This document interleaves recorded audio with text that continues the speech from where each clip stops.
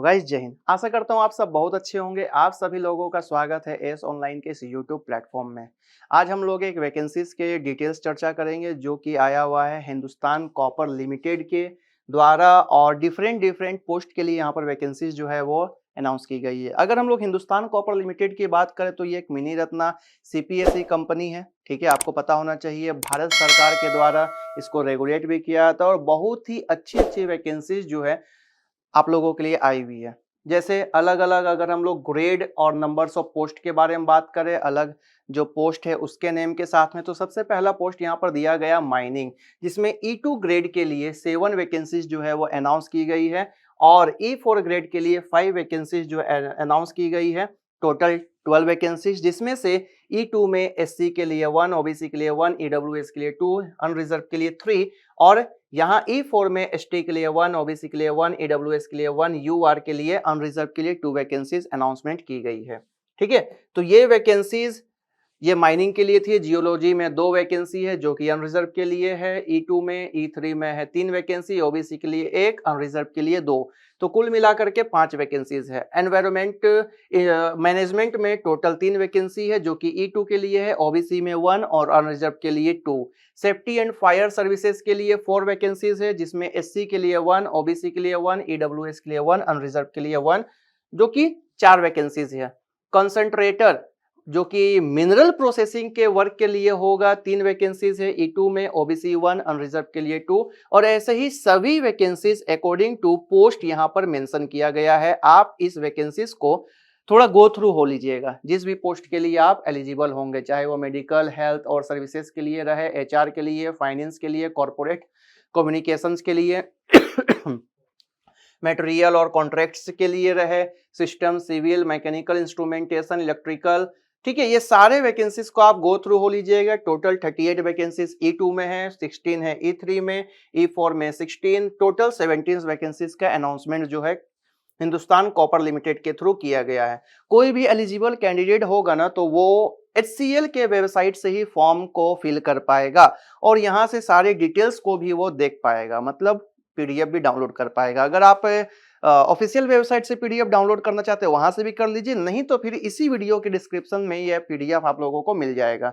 यहाँ पर डेट जो दिया गया है, इंपॉर्टेंट डेट, वो है ओपनिंग डेट जो है आप लोगों का स्टार्ट हो जाएगा ऑनलाइन फॉर्म के सबमिशन का, वो 5 जून 2026 से सुबह के 11 बजे से हो जाएगा और लास्ट डेट जो रहेगा वो 25 जून 2026 रहेगा मिडनाइट तक में। तो आप इससे पहले ही फॉर्म को फिल कर लीजिएगा, ये ज्यादा इंपॉर्टेंट रहेगा आप लोगों के लिए कि आप उससे पहले ही फॉर्म को फिल कर ले, ताकि कोई डिफिकल्टी वहां पर आपको साइट से रिलेटेड ना देखने को मिले।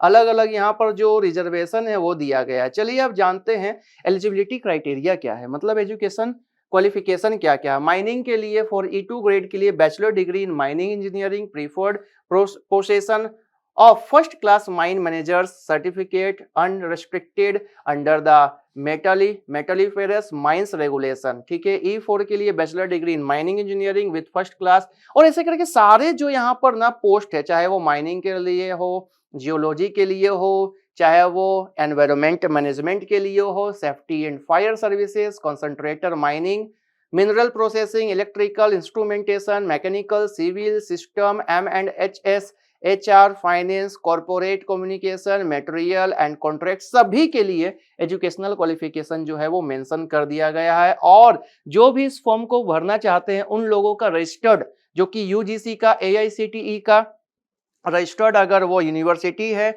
अगर वो इंस्टीट्यूशन है, तभी आप लोग एलिजिबल रहेंगे। अगर नहीं है तो फिर आप फॉर्म फिल नहीं कर पाएंगे भाई, तो ये ध्यान रखिएगा। आपके जितने भी जो डॉक्यूमेंट्स है वो भी आप लोगों को अपलोड करना है, यहाँ पर सारा दिया गया है। डिप्लोमा का हो, डिग्री का हो, graduate degree, post graduate degree, सारे के सारे चीजों को आप लोगों को अपने यहाँ पर मेंशन करना है, अपलोड भी करना है सबमिट करने के टाइम में। ठीक है, अब डेट ऑफ रिकॉर्डिंग जो है यहाँ पर दिया गया, सारा का सारा एलिजिबिलिटी आप लोगों का वो हो जाना चाहिए शैल बी 1/5/2026। आपका एक्सपीरियंस हो, आपका एज से रिलेटेड हो, एलिजिबिलिटी, क्वालिफिकेशन हो, कुछ भी, वो उससे पहले आप लोगों का कंप्लीट हो जाना चाहिए। ठीक है, एज लिमिट जो है अलग अलग पोस्ट के लिए, लोअर ग्रेड और पे मंथली ग्रोस सैलरी के लिए भी वो भी यहाँ पर दे दिया गया है कि advertised post name, scale of पे और मैक्सिमम एज जो है, पोस्ट क्वालिफिकेशन, एक्सपीरियंस जो है, और नेक्स्ट जो कि आईडीए लेवल के लिए मतलब यहाँ पर सैलरी जो है और ग्रेड के लिए भी दिया गया है, और मंथली ग्रॉस सैलरी भी कितनी आप लोगों को रिसीव होगी वो दे दिया गया है।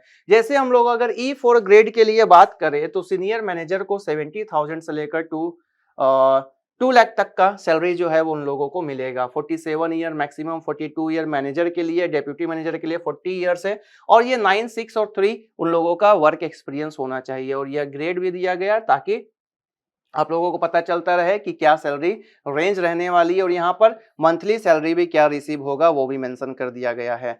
और सारे और भी जो डिटेल्स पोस्ट है उन लोगों का भी यहाँ पर दिया गया है, सारे ईच एंड एवरी पोस्ट के लिए। तो आप लोग इससे गो थ्रू हो लीजिएगा। ये इसलिए बताया जा रहा है ताकि ये मोटिवेशन रहे कि आप लोगों को इतनी सैलरी जो है एचसीएल को ज्वाइन करने के बाद मिलेगी, तो ये मोटिवेशन के लिए। बाकी आप लोगों का एग्जाम क्लियर होगा तभी आप यहाँ पर ज्वाइन कर पाएंगे। ठीक है, तो ये ज्यादा इंपॉर्टेंट है कि आप लोग एग्जाम को क्लियर करें और कुछ नहीं। एज रिलैक्सेशन जो है वो गवर्नमेंट नॉर्म्स के अकॉर्डिंग आप लोगों को रिलैक्सेशन मिलेगा। अगर आप ओबीसी नॉन क्रीमी लेयर से बिलोंग करते हैं तो 3 इयर्स का, एससी एसटी है तो 5 इयर्स का, पीडब्ल्यूबीडी जनरल और EWS candidate 10 years, 30 years for OBC PWBD, SC ST PWBD 15 years, ex serviceman के लिए 5 इयर्स। ये गवर्नमेंट नॉर्म्स है, सारे एग्जाम्स में यही होता है। सिलेक्शन प्रोसेस जो है वो क्या होने वाला है, तो सिलेक्शन प्रोसेस जो है वो हर एक पोस्ट के लिए परफॉर्मेंस के अकॉर्डिंग, डेट मीन आपका पर्सनल इंटरव्यू के अकॉर्डिंग होगा, जो कि 100% वेटेज रखेगा। और आप लोगों का सिलेक्शन आपके इंटरव्यू के थ्रू ही होगा। मतलब आपको अच्छे से इंटरव्यू का प्रिपरेशन करना है। आपका अगर एजुकेशन क्वालिफिकेशन है, आपके पास एक्सपीरियंस है, एज है, तो इस फॉर्म को जरूर फिल करिएगा और अच्छे से इंटरव्यू के लिए प्रिपरेशन करके आप चलिएगा। यहाँ पर सीटीसी भी दिया गया है कि सीनियर मैनेजर, मैनेजर और डेप्यूटी मैनेजर के लिए क्या क्या मिनिमम और मैक्सिमम, माइनिंग के लिए, नॉन माइनिंग वालों के लिए मिनिमम और मैक्सिमम सीटीसी मतलब कॉस्ट टू कंपनी क्या आने वाला है।